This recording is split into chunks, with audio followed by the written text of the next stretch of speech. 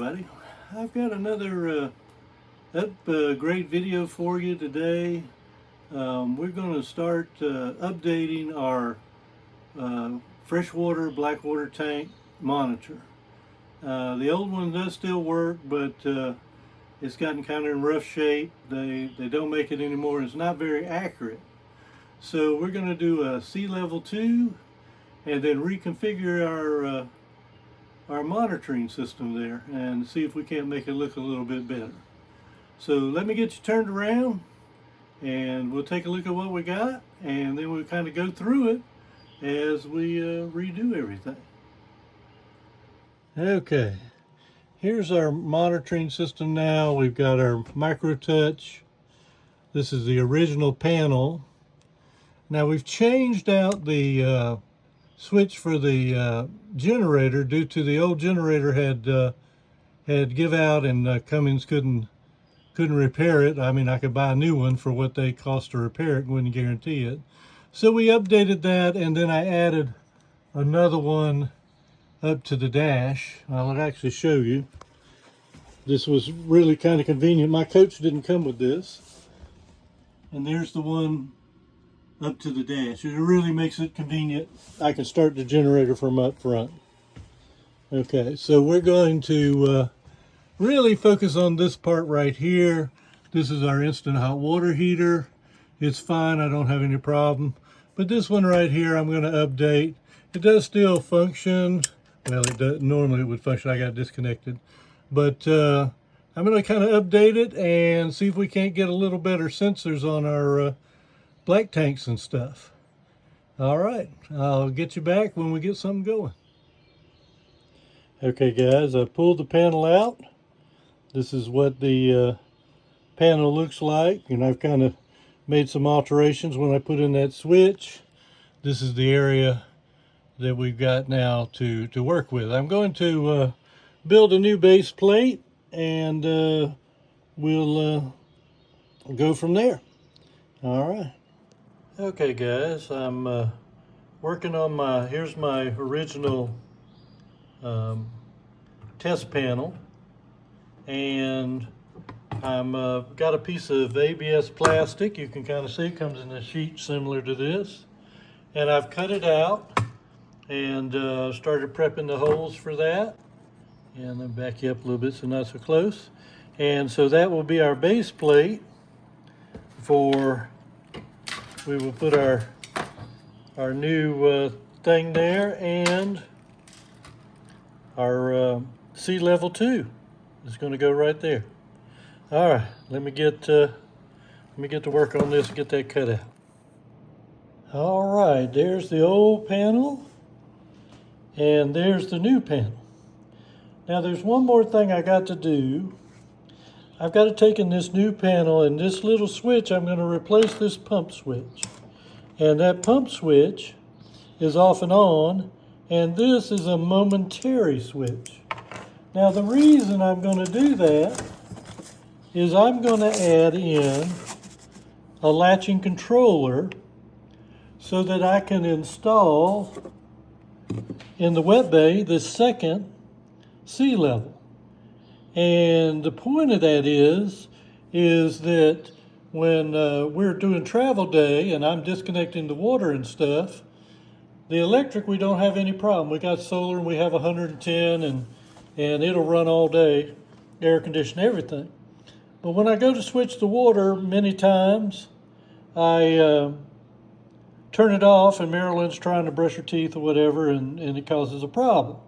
So what I want to do is be able to, at the wet bay, is to turn the pump on or off and disconnect the water. And then that way there won't be any disruption in water, and it makes it easier. Also, another thing is I wanted to put this one in the wet bay so I could see the level. Now I kind of did this in hindsight.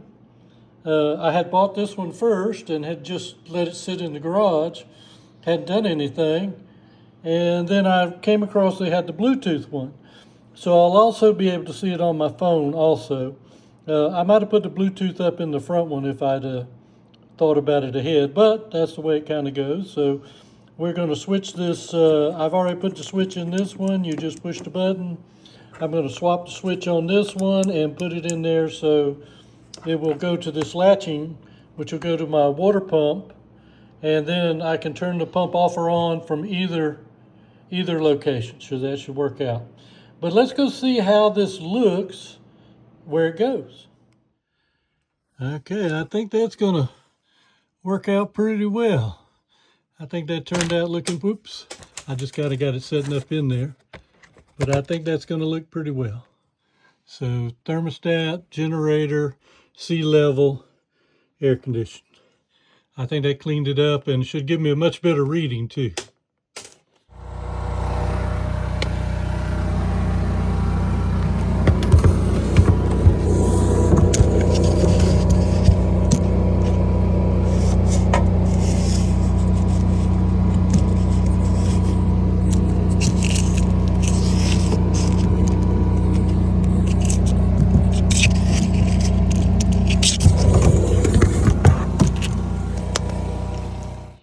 Well, guy, here's my specialty made tool to put the sensor on for the black tank. In case you want to know where your black tank sensors are, I'm in the wet bay and they are in the back there where you cannot reach them. And I was able to cut the wire and stick that sea level right back beside the old sensors. But you cannot get to that. That thing is in the middle of the coach and there's no access to it. Just amazing. But I did get it, so that's a good point. So we'll keep on going. All right, guys, I got all my sensors put on. That was a challenge. And what I've done is this that you see here is going to be for the sensor down in the bay. This is the power, and this is the cable. I really won't use that anymore. I've got my wires put up there, and then I'm going to zoom in a little bit if I can. There's that sensor right there. And it's a long ways in the back. That's the black tank. It's probably 3 feet from the wet bay door. And this is the pipe that comes out of the black tank, and that's your heat.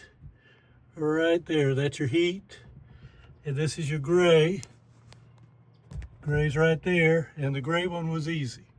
Wasn't no problem for the gray one. And the fresh water was easy too. But if you want to know what that looks like behind everything, that's pretty much, it's a mess, but that's pretty much what it is. All right, we got the first one hooked up. Got everything looking pretty good. I think that's not too bad. We got our LP, got our black, got our gray, and got our battery, but I got an arrow on the fresh water, so I gotta go see what the problem is for that. But the rest are good. Pumps up, heaters up. So that's all working. So there's the inside one. I think that looks pretty good. Okay, on my next step was if you have a stack sensor like I do on the big water tank, you have to cut this top sensor right there when they're stacked together. All right, let's go inside and program. Okay, I've got it done. I had to program this for 2 sensors. Basically, you hold the fresh water down until the code comes up, and then you program it, and you'll see. You can read it in directions. But if we got fresh water's empty, gray water's empty, black water 6%, 39% in the LP tank, and the battery's at 13.4. All right, that finishes this one. We got to go outside and do the second one. Okay, on my next step was if you have a stack sensor like I do on the big water tank, you have to cut this top sensor right there when they're stacked together. All right, let's go inside and program. Okay, I've got it done. I had to program this for 2 sensors. Basically, you hold the fresh water down until the code comes up, and then you program it, and you'll see. You can read it in directions.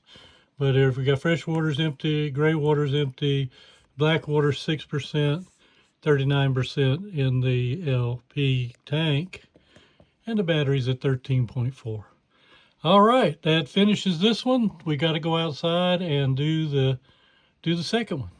All right, guys, that's the end of my hookup for my sea level 2 in the bay. I'll be able to look at the level as I'm filling up the freshwater tank, and I've still got this pump switch, momentary pump latching switch to do, but this video is getting pretty long, so I thought I would stop there, and we will do another video for that.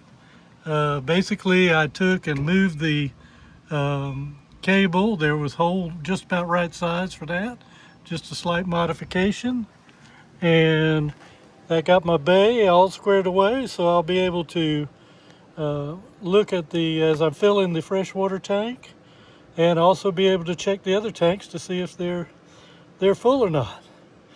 Well, I hope you enjoyed the video, and it definitely was a great upgrade for my coach. If you have any questions, just leave them in the comment.